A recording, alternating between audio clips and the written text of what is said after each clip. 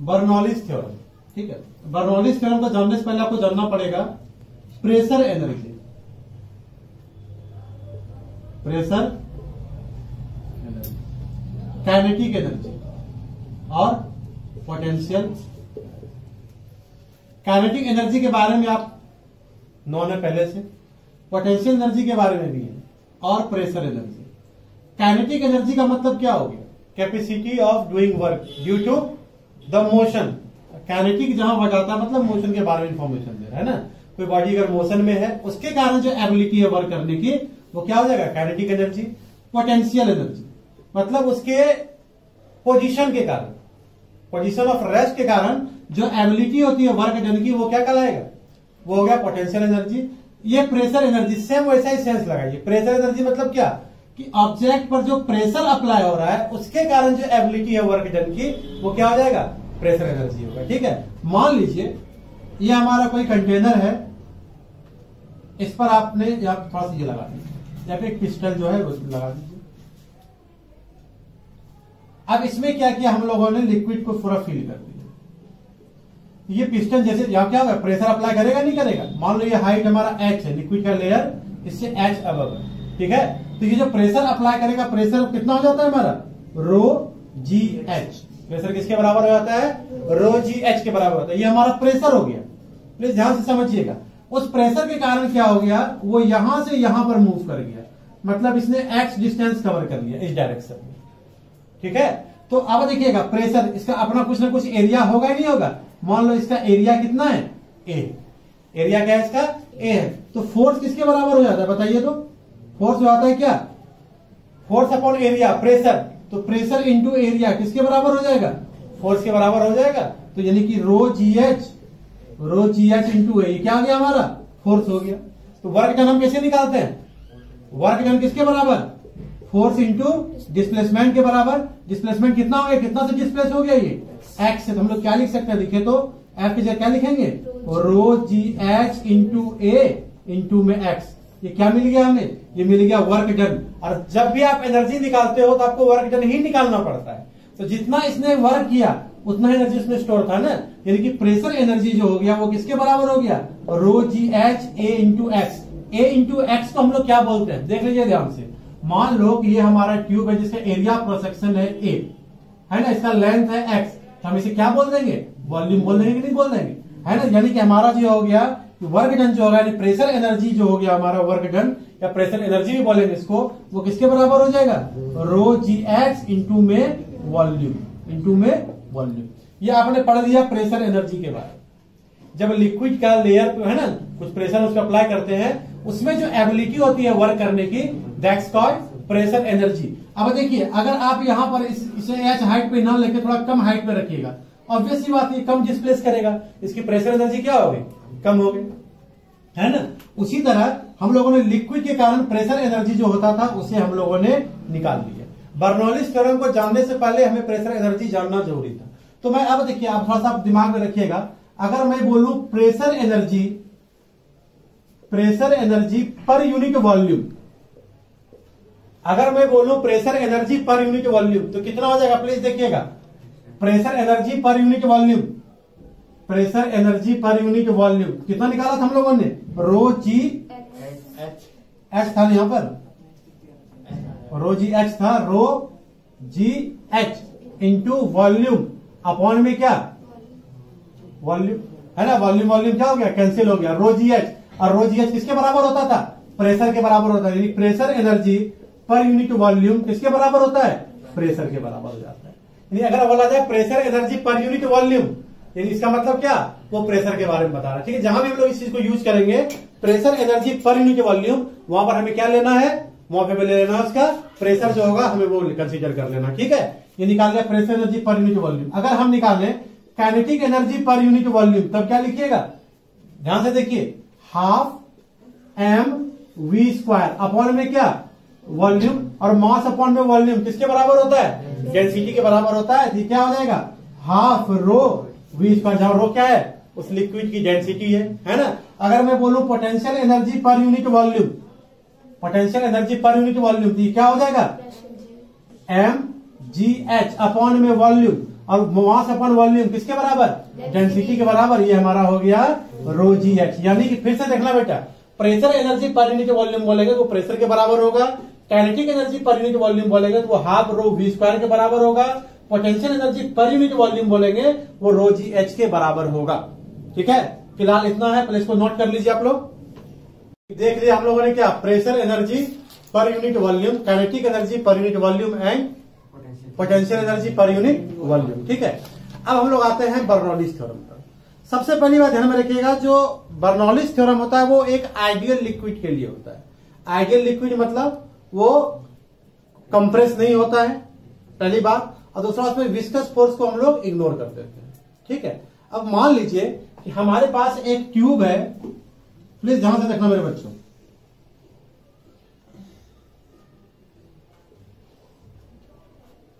ये जो है हमारा H1 हाइट पर और ये कितनी हाइट पर है, H2 हाइट पर, और जहां ग्राउंड से उसको हाइट मिल गया वहां पर पोटेंशियल एनर्जी आ गया। समझ रहे हैं बात को। अब देखिए यहां पर जो है लिक्विड एंटर कर रही है, इसका स्पीड है v1, यहां पर स्पीड है v2, जहां वेलोसिटी आ गया वहां पर क्या आ गया, हमारा काइनेटिक एनर्जी आ गया। ठीक है, तो यहां पर प्रेशर है P1 और यहां पर प्रेशर है P2। ओके, यहां पर प्रेशर है P1 और यहां पर प्रेशर है P2। तो प्रेशर, अब देखिए अगर लिक्विड को यहां से यहां तक फ्लो होना है, ऑब्वियसली P1 की वैल्यू क्या होगी, P2 से ज्यादा होगी। अगर प्रेशर यहां पर ज्यादा होगा तभी तो लिक्विड यहां से यहां फ्लो करेगी, अगर प्रेशर कम हो जाएगा तो लिक्विड फ्लो ही नहीं करेगा, फिर समझ रहे हैं, वहां तक नहीं पहुंच पाएगा। तो इसलिए P1 की वैल्यू ज्यादा है कहां से, P2। तो अब देखिए यहां पर जो ये वर्क करेगा, वर्क करने का मतलब जो लिक्विड जो यहां पर वर्क करेगा वो तीन तरीके से करेगा। एक करेगा प्रेशर एनर्जी के कारण, और एक करेगा काइनेटिक एनर्जी के कारण, और एक करेगा पोटेंशियल एनर्जी के कारण। तो सबसे पहले हम लोग निकालते हैं work done due to pressure energy. Pressure energy के कारण वो कितना काम करेगा, पहले हम लोग इस पर ध्यान देते हैं। ठीक है, सिंपल सी बात है, प्रेशर एनर्जी के कारण जो वर्क होता है वो हम लोगों ने निकाला था, कितना निकाला था, है ना, रो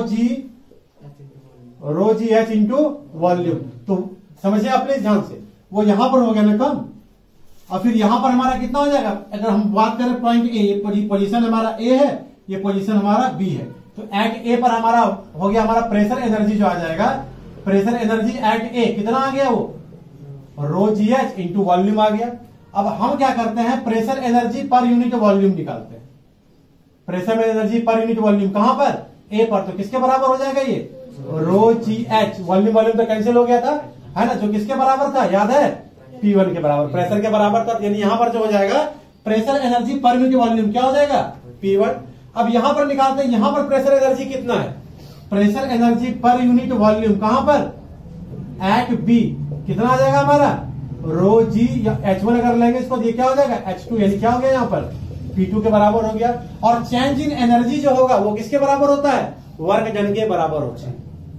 समझ रहे हैं, मेरे पास अभी 1000 रुपीज है, मैं गया कुछ काम करने के लिए मार्केट में, काम करके आए, मेरे पास 100 रुपया बचता है, तो हमने कितना काम कर लिया, 900 रुपया काम कर लिया, माइनस कर दिया। उसी तरह जब हम निकालेंगे यहाँ पर कि pressure energy work done due to the pressure energy, वो किसके बराबर हो जाएगा हमारा, P1 minus P2, work done per unit volume due to pressure energy कितना आ गया, P1 माइनस P2। ठीक है, पहला चीज ये आ गया।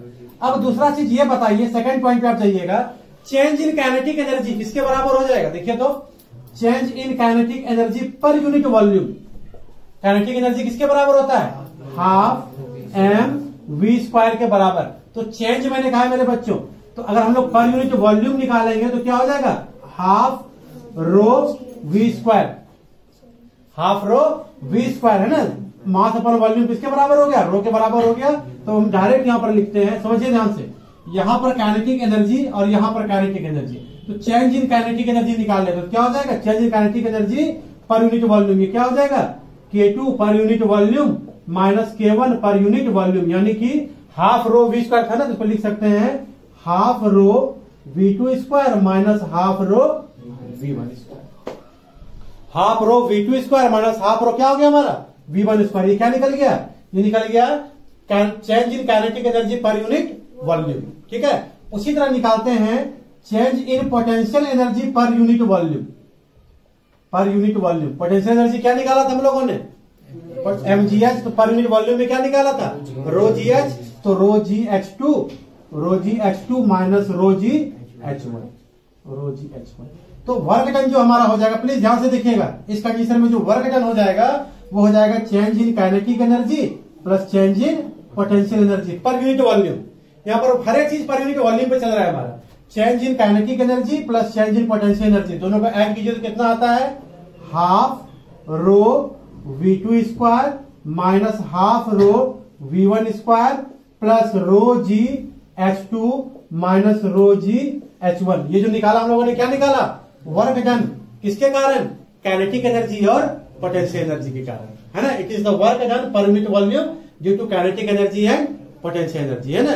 समझिएगा, जब लिक्विड फ्लो कर रहा था, क्योंकि ये हाइट h1 पर है, तो यहां पर क्या है, पोटेंशियल एनर्जी भी है और यहां पर भी पोटेंशियल एनर्जी है। तो चेंज इन पोटेंशियल एनर्जी एक स्टेप वो काम का हो गया, और फिर चेंज इन काइनेटिक एनर्जी एक स्टेप वो काम का आ गया। तो टोटल वर्क डन क्या हो जाएगा, change in kinetic energy plus change in potential energy. तो किसके बराबर हो गया, half rho v2 square minus half rho v1 square plus rho g h2 minus rho g h1। क्या निकला, ये निकल गया हमारा ये work done due to kinetic energy and potential energy per unit volume. ठीक है, अब देखना, ये जो वर्क निकाला था हम लोगों ने स्टार्टिंग में, वो किसके कारण निकाला था, प्रेशर एनर्जी कारण निकाला था। और ये जो निकाला किसके कारण निकाला, है ना। तो दोनों कंडीशन में आप किसी भी प्रोसेस से निकालिए, आप प्रोसेस कोई सा भी यूज कीजिए, वर्क डन तो हमारा सेम होगा ना।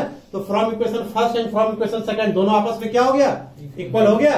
पहले आप लोग इसको नोट कर लीजिए, उसके बाद फिर मैं आगे आपको बताता हूं। पहले से नोट कर लीजिए आप लोग। ये जो हमारा आया क्या आया, ये जो वर्क डन निकाला हम लोगों ने किसके कारण, प्रेशर एनर्जी के कारण। और ये जो वर्क डन निकाला वो किसके कारण, काइनेटिक एनर्जी और पोटेंशियल एनर्जी के कारण। देखिए, आपके घर में जब कोई सामान खरीद के आता है तो उसमें कितना पैसे का सामान आया है वो दो तरीके से कैलकुलेट होता है, एक आपके पापा के द्वारा और एक आपके मम्मा के द्वारा, है ना। पापा क्या करते हैं, पैसा लेकर के कितना गए थे, इतना पैसा बचा है, वो पैसा माइनस करके निकालते हैं, ठीक है। वो पैसा माइनस करते हैं, इतना का खर्च हो गया। और आपकी मम्मी को थोड़ा ना हिसाब देगा, वो क्या करती है, वो सामान का प्राइसिंग करती है ना, उसके बाद वो करती है। तो आप किसी प्रोसेस से निकालिए, पैसा तो उतना ही खर्च होगा ना। उसी तरह आप चाहे प्रेशर एनर्जी के थ्रू चले जाइए या काइनेटिक और पोटेंशियल के थ्रू चले जाइए, पैसा तो आपको उतना ही खर्च हुआ, मतलब एनर्जी आपका उतना ही खर्च हुआ, वर्क आपका उतना ही हुआ। तो इस कंडीशन में तब हम क्या देखते हैं, दोनों इक्वेशन को हम कर देते हैं इक्वल, ठीक है। तो दोनों इक्वेशन को जब हम इक्वल करेंगे तो देखिए क्या आएगा, P1 माइनस P2 किसके बराबर, half rho V2 square minus half rho V1 square, है ना। Half rho V2 square minus half rho V1 square. ध्यान समझिएगा, पहले हमारा था कितना, P1 माइनस P2, और जो चेंज इन काइनेटिक एनर्जी आया वो आया half rho V2 square minus half rho V1 square plus, अब किसके कारण, चेंज इन पोटेंशियल एनर्जी के कारण रो g H2 minus rho g H1, रो g H2 minus rho g H1। अब देखिए थोड़ा सा, तो P1 minus P2 is equal to half rho V2 square minus half rho V1 square. तो क्या करते हैं, देखिए जो 2 वाले को एक तरफ कर देते हैं, 1 वाले को एक तरफ कर देते हैं, क्या होता है देखिए। तो P1 प्लस ये 1 वाला इधर आ जाएगा, half rho V1 square plus इस इधर ले आइए रो जी H1 किसके बराबर, P2 को उधर ले जाइए, P2 plus half rho V2 square plus rho g H2। देख रहे हैं, देखिए जहां पर 1 था P1 V1 H1, यहां क्या है P2 V2 H2, मतलब कि टोटल एनर्जी मतलब क्या हो गया, प्रेशर एनर्जी और काइनेटिक एनर्जी और potential energy per unit volume. समझते हैं, वो क्या होता है, through out the cross section of the tube जो रहता है वो क्या रहता है, कांस्टेंट रहता है। चाहे आप यहां निकालिए चाहे आप यहां निकालिए, आप बीच में किसी पॉइंट पे निकाल दीजिएगा तो चीजें वही आएंगी, है ना। तो यही कहा था बर्नौलिस थ्योरम। बर्नौलिस ने क्या कहा कि टोटल एनर्जी मतलब कौन सा, प्रेशर एनर्जी, काइनेटिक एनर्जी और potential energy per unit volume throughout the cross section remain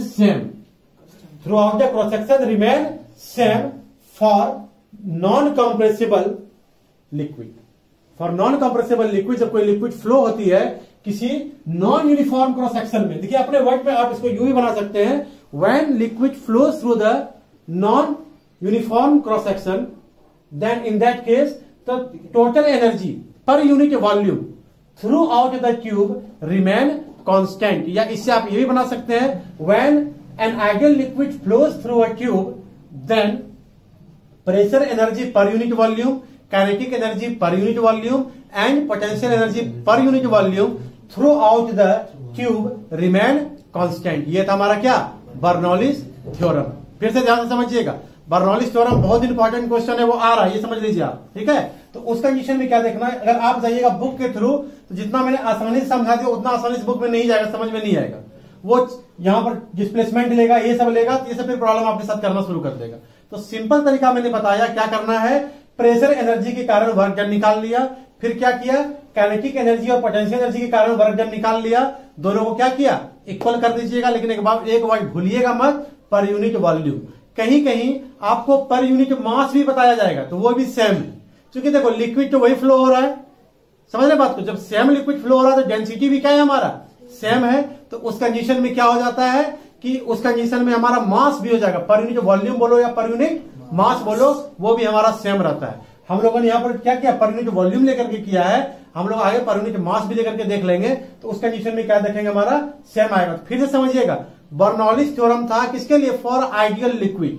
अगर आइडियल लिक्विड आपने मेंशन कर दिया, you don't have to write कि नॉन कंप्रेसिबल है या कोई भी उसके बारे में बताना है ना, नॉन विस्कस से बताने की जरूरत नहीं है। Simply for an ideal liquid flowing through non uniform tube. Non uniform tube मतलब हो गया कहीं पर एरिया उसका चेंज वेरी कर सकता है ना। Then total energy per unit volume throughout the tube remain constant. क्या था ये था बर्नौलीज थ्योरम, ठीक है ना।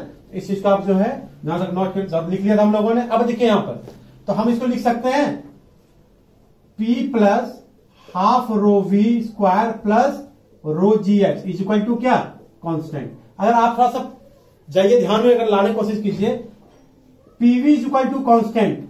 हम लोगों ने गैस लॉ में पढ़ा था, क्या होता था, P1 V1 बराबर किसके, P2 V2, ये चीजें होती है ना। उसी तरह देखो P1 V1 is equal to P2 V2, हमने क्या किया, पीवी कांस्टेंट कर दिया। उसी तरह सब 1 वाला और 2 वाला दोनों आपस में क्या हो गया, इक्वल हो गया। इसका मतलब क्या हुआ, P plus kinetic energy per unit volume plus potential energy per unit volume remain constant through out the tube. It was the Bernoulli's theorem, है ना। तो इसको आप नोट कर लीजिए, फिर मैं उसका डेफिनेशन आपको लिखा देता हूं।